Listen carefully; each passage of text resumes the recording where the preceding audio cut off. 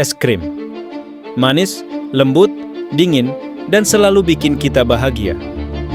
Tapi, apakah kamu tahu bahwa di zaman dulu hanya para raja dan bangsawan yang boleh menikmatinya? Es krim dulunya bukan camilan biasa. Ini adalah simbol kekuasaan, kemewahan, bahkan alat propaganda perang. Hari ini, kita bakal menggali sejarah rahasia di balik dessert paling populer di dunia.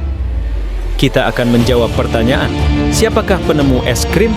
Untuk apa sebenarnya es krim diciptakan? Dan gimana ceritanya es krim bisa ada di tangan kamu sekarang? Untuk memahami bagaimana es krim tercipta, kita harus kembali ke masa ribuan tahun lalu. Jauh sebelum ada mesin pendingin, freezer, apalagi kedai es krim.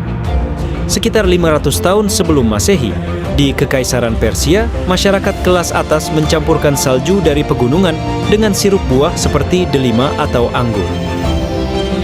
Hasilnya, minuman manis dan dingin yang hanya bisa dinikmati oleh para bangsawan saat musim panas. Tapi jangan salah, ini belum bisa disebut es krim. Beberapa ratus tahun kemudian, di Tiongkok sekitar tahun 200 Masehi, sejarah mulai berubah. Disinilah campuran susu, tepung beras, dan es mulai dibekukan secara manual menggunakan teknik awal yang menyerupai metode pembuatan es krim modern. Bahkan dikatakan, Kaisar Tiongkok saat itu punya dapur es pribadi untuk membuat makanan penutup dingin ini. Kita lanjut ke Romawi kuno. Kaisar Nero, yang hidup di abad ke-1 Masehi, diketahui sangat menyukai minuman dingin. Ia mengirim budaknya ke pegunungan hanya untuk mengambil salju, lalu mencampurkannya dengan madu dan buah-buahan.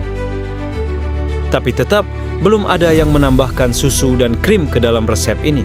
Dan belum ada yang menemukan keajaiban yang kita kenal sebagai es krim. Barulah pada abad ke-13, seorang penjelajah legendaris bernama Marco Polo kembali ke Italia setelah bertahun-tahun menjelajahi Asia.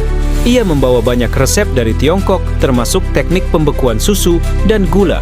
Resep inilah yang dipercaya sebagai cikal bakal es krim seperti yang kita kenal sekarang. Disinilah titik baliknya. Es krim mulai berubah dari minuman bangsawan menjadi makanan penutup yang terus berkembang hingga ke seluruh dunia. Pada masa itu, proses pendinginan sangat manual. Mereka menggunakan campuran salju dan garam untuk menurunkan suhu dan membekukan bahan makanan. Teknik ini disebut sebagai freezing by depression point, yaitu prinsip di mana garam menurunkan titik beku air, memungkinkan campuran susu bisa menjadi es. Tapi tunggu dulu, apakah es krim memang sengaja diciptakan untuk dimakan? Atau ada alasan lain di balik kemunculannya? Kalau kita berpikir hari ini es krim cuma makanan penutup biasa, kita salah besar. Di masa lalu, es krim bukan dibuat untuk sekadar disantap saat panas. Es krim diciptakan karena satu alasan utama, yaitu untuk status dan kekuasaan. Coba bayangin, ribuan tahun lalu, sebelum ada listrik atau kulkas, bisa menyajikan sesuatu yang dingin itu luar biasa. Para bangsawan dan raja sengaja menciptakan minuman atau makanan dingin sebagai simbol dominasi atas alam. Mereka bisa mengendalikan musim panas dan memberikan sensasi dingin kepada tamu-tamunya. Di Persia, salju dari pegunungan dikumpulkan dengan susah payah, disimpan di ruangan bawah tanah bernama yakhchal, dan digunakan hanya untuk pesta-pesta eksklusif. Di Romawi, Kaisar Nero menggunakan ribuan budak untuk mengumpulkan es gunung demi satu mangkuk pencuci mulut. Sementara di Tiongkok, pengolahan es menjadi alat untuk menunjukkan inovasi dan kemajuan kekaisaran.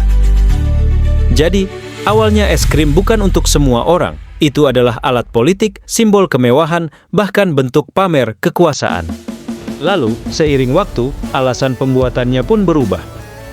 Saat teknik pendinginan berkembang dan mesin es ditemukan, es krim perlahan keluar dari istana dan masuk ke jalanan. Orang-orang mulai membuat es krim bukan untuk status, tapi untuk kenikmatan, serta untuk memanjakan lidah, dan untuk merayakan momen kecil dalam hidup. Dan disinilah es krim menemukan tujuan barunya. Bukan lagi simbol kuasa, tapi makanan yang menyatukan semua kalangan. Teknologi memainkan peran besar dalam transformasi es krim. Pada abad ke-19, penemuan mesin pendingin dan freezer memungkinkan produksi massal. Es krim akhirnya lepas dari genggaman istana dan masuk ke kehidupan rakyat biasa. Tapi, pertanyaannya sekarang, bagaimana es krim terus berkembang? Siapa yang berjasa mengubahnya jadi seperti sekarang? Setelah berabad-abad menjadi sajian istimewa para bangsawan, es krim mulai memasuki babak baru, revolusi rasa dan bentuk. Di abad ke-16, es krim mulai menyentuh daratan Eropa. Salah satu tokoh penting dalam penyebarannya adalah Catherine de Medici, bangsawan Italia yang menikah dengan Raja Henry II dari Prancis. Saat pindah ke Prancis, Catherine membawa serta juru masak pribadinya yang mahir membuat es beku manis. Disinilah untuk pertama kalinya es krim menjadi tren di pesta-pesta kerajaan Eropa. Lalu, pada abad ke-17, di Inggris dan Prancis muncul buku resep es krim pertama, tapi tetap hanya orang kaya yang bisa menikmatinya. Lalu, semua berubah ketika masuk ke abad ke-18 dan 19, terutama di Amerika. Tahun 1843, seorang wanita bernama Nancy Johnson menemukan dan mematenkan mesin pembuat es krim pertama dengan tenaga tangan. Penemuan ini sangat penting. Kenapa? Karena untuk pertama kalinya, orang biasa bisa membuat es krim sendiri di rumah. Dari sinilah lahir gelombang produksi massal es krim rumahan. Dan puncaknya terjadi di awal abad ke-20, saat corn es krim ditemukan di pameran dunia St. Louis tahun 1904. Seorang penjual wafel menggulung wafel dan menaruh es krim di atasnya karena kehabisan mangkuk. Dan boom!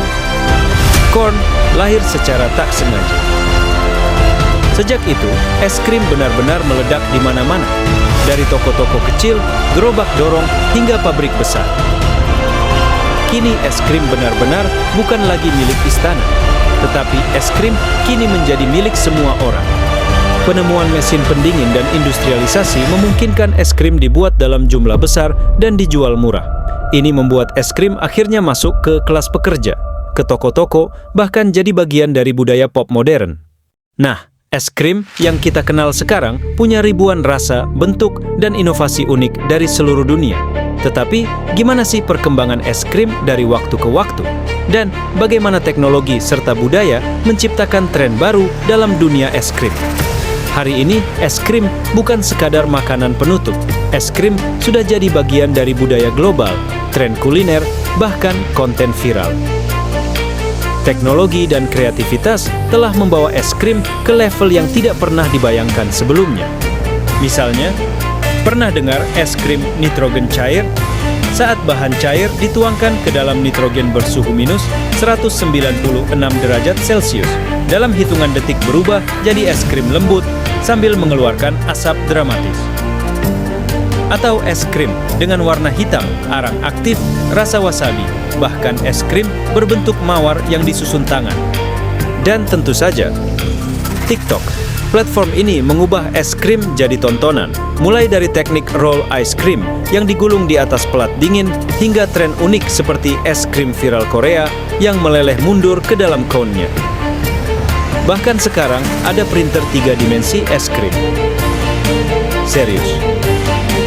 Es krim kini bukan cuma soal rasa, tapi soal pengalaman visual, emosi, dan ekspresi diri. Dan yang paling indah, semua orang, dari anak-anak sampai kakek nenek, dari kota besar sampai desa kecil, bisa menikmatinya bersama. Es krim bukan lagi simbol status.